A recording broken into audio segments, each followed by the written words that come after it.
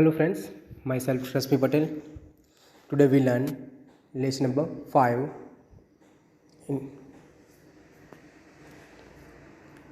We start our lesson number 5 playing with fire.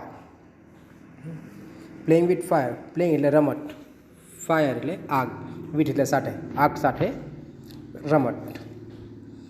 In this lesson I explain a difficult meaning, read a lesson and explain lesson for you. First of all, I read the first paragraph and I explain one by one sentence. One of our favorite festival in India is Deepavali or Diwali as it is known in the north. There is nothing to match the excitement when crackers go off in the night sky with a loud bang and a brilliant shower of colors. Many of us might wonder how these fireworks are made and what goes into them. The physics and chemistry of firework is as interesting as the sound and the light they emit.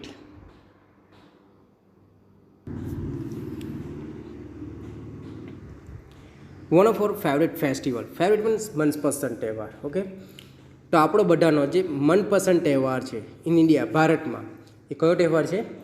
Deepavali છે. અને એને ઉત્તર ભારતની અંદર, north area એટલે ઉત્તર ભારતની અંદર એને કયા નામથી ઓળખાય છે? કેવી રીતે ઓળખાય છે? તો દિવાળીના નામથી, દિવાળીના નામથી ઓળખાય છે.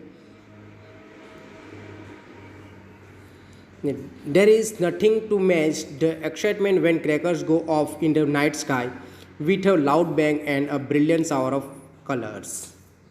Okay?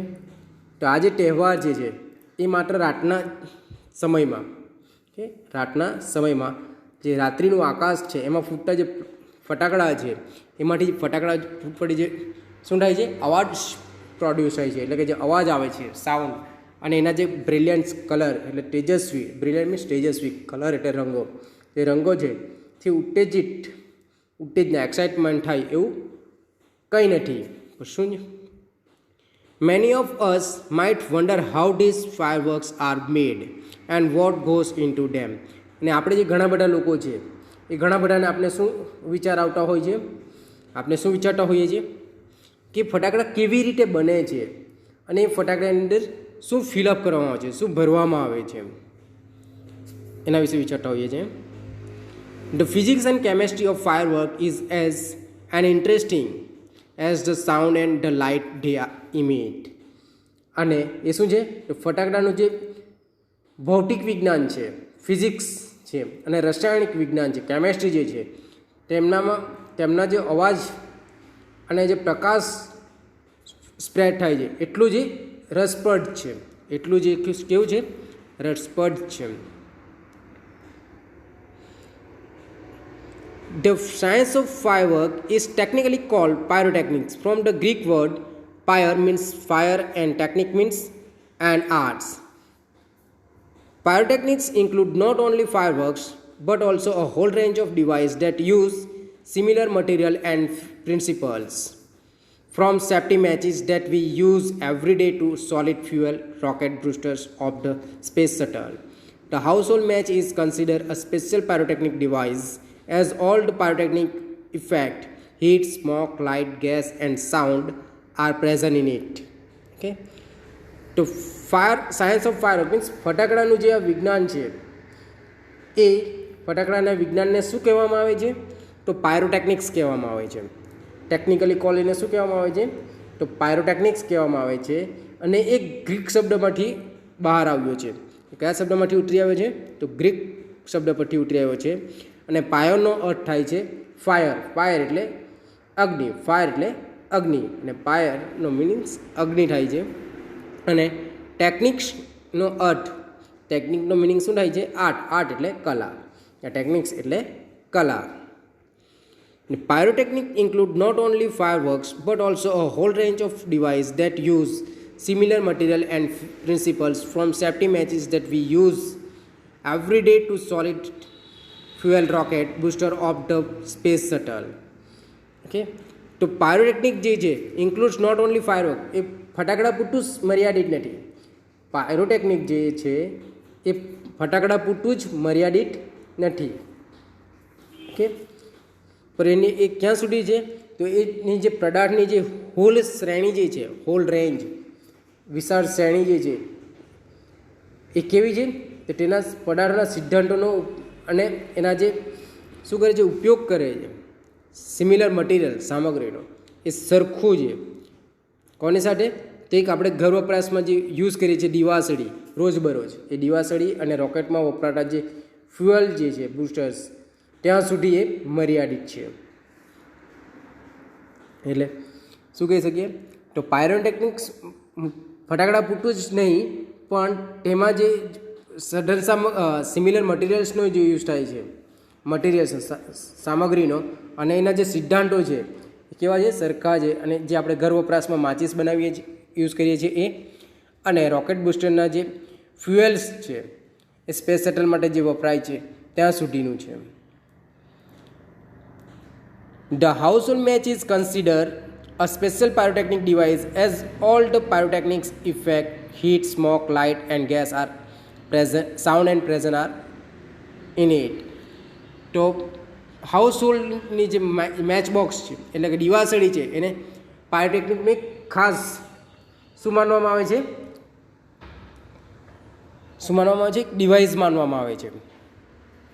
ડિવાઇસ એટલે સાધન માનવામાં આવે છે. તો દિવાસળી, ઘર વપરાશની જે દિવાસળી છે એને પાયરોટેકનિકનું એક વિશિષ્ટ સાધન માનવામાં આવે છે અને એની અંદર પાયરોટેકનિકની બધી જ અસરો જોવા મળે છે. એ દિવાસળીમાં કઈ અસરો? તો આપણે દિવાસળી સ્ટિક, આપણે દિવાસળીની જે સ્ટિક્સ સળગાવીએ એટલે એમાંથી ધુમાડો, ગરમી નીકળશે, હીટ, સ્મોક ધુમાડો, લાઇટ પ્રકાશ, ગેસ અને સાઉન્ડ. આ બધી અસરો આપણે દિવાસળીમાં જોઈ શકીએ છીએ, જેથી દિવાસળીને પાયરોટેકનિકનું એક સાધન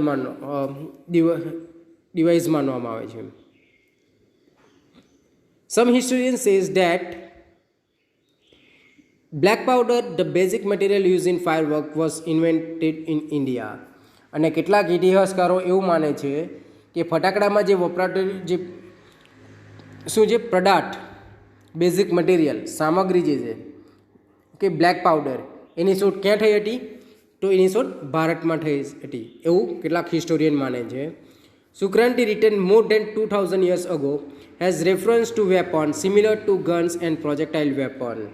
અને સુક્રાંતિ જે છે એમણે 2000 વર્ષ પહેલાં એમના એક રેફરન્સ બુકમાં એમણે એનો ઉલ્લેખ કર્યો હતો. શાનો? તો બંદૂક અને ટોપનો ઉલ્લેખ કર્યો હતો. આ બે શસ્ત્રો, વેપન એટલે શસ્ત્રોનો ઉલ્લેખ કર્યો છે. However, the Chinese are generally considered the pioneer of pyrotechnics. However, તદુપરાંત જે ચાઇનીઝ જે છે એટલે કે ચાઇના જે છે એ ચીનને પાયરોટેકનિકના શું માનવામાં આવે છે? સંશોધન માનવામાં આવે છે. શું માનવામાં આવે છે? પાયોનિયર એટલે સંશોધક માનવામાં આવે છે. They are said to have developed black powder more than 1000 years ago. શું કહે છે? તો એ લોકો શું કહ્યું છે? 1000 વર્ષ પહેલાં તેમણે બ્લેક પાવડર બનાવ્યો હોય એવું કહેવાય છે. એમણે 1000 વર્ષ પહેલાં બ્લેક પાવડર બનાવ્યો હોય એવું કહેવાય છે. It took at least 200 years for the knowledge to spread to the west, and it was only 1242 that an English monk, Roger Bacon, revealed the formula for black powder. Okay, it took at least 200 years ago. એટલે કે પશ્ચિમના જે દેશો જે છે એમાં એક નોલેજને, એક જ્ઞાનને ફેલાતા ઓછામાં ઓછા કેટલા વર્ષ લાગ્યા? એટલીસ્ટ ઓછામાં ઓછા કેટલા વર્ષ લાગ્યા છે? 200 વર્ષ. કેટલા લાગ્યા છે? 200 વર્ષ લાગ્યા. અને 1242ની અંદર 1242ની અંદર રોજર બેકેટ નામના જે એક અંગ્રેજ સાધુ છે એમણે શું કર્યું હતું? તો બ્લેક પાવડર બનાવવાનો એક ફોર્મ્યુલા, એક નુસ્ખો બહાર કર્યો હતો. ફોર્મ્યુલા એટલે નુસ્ખો, અને રિવીલ એટલે બહાર, એક બહાર આપ્યો હતો. He considered it such a dangerous substance that he wrote of it in a code language. અને એ પોતે એટલે રોજર બેકન એ પોતે પણ એક એ પદાર્થને એ બ્લેક પાવડરને શું માનતા હતા? એક ડેન્જરસ સબસ્ટન્સ, એક જોખમકારક પદાર્થ માનતા હતા. ઓકે, તેથી એમણે શું કર્યું? એ જે બ્લેક પાવડર બનાવવાની જે ફોર્મ્યુલા છે, નુસ્ખો જે છે, એને કોડ લેંગ્વેજમાં બતાવ્યો, લખ્યો કોડ લેંગ્વેજમાં. એટલે કોડ લેંગ્વેજ એટલે સાંકેતિક ભાષા કહી શકીએ આપણે. The basic formula of the black powder or gunpowder has remained unchanged for centuries. અને બ્લેક પાવડર અથવા તો જે ગન પાવડર જે છે એ બનાવવાની જે શું છે નુસ્ખા જે ફોર્મ્યુલા જે છે એ વર્ષોથી એટલે કે સદીઓથી કહી શકીએ. સેન્ચુરીઝ એટલે સદીઓથી એની અંદર પરિવર્તન આવ્યું નથી, અનચેન્જ રહ્યા છે. It is a blend of potassium nitrate, charcoal and sulfur in the ratio of 17.5:15:10 by weight. અને તે એક પ્રકારનું શું છે? મિશ્રણ છે. It is a blend of, એ શાનું મિશ્રણ છે? તો પોટેશિયમ નાઇટ્રેટ, ચારકોલ અને સલ્ફર. ચારકોલ એટલે કોલસો, કોલસાનું મિશ્રણ છે. અને એનું વજન શું છે?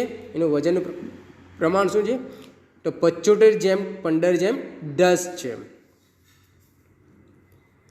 It is almost a perfect combination as it is, and no further improvement or alternation need to be made. અને આ પ્રમાણ જે છે એ પ્રમાણનું જે મિશ્રણ તૈયાર થાય છે એ કેવું છે? ચોક્કસ છે, લગભગ ચોક્કસ જ છે. કોમ્બિનેશન પરફેક્ટ કોમ્બિનેશન છે.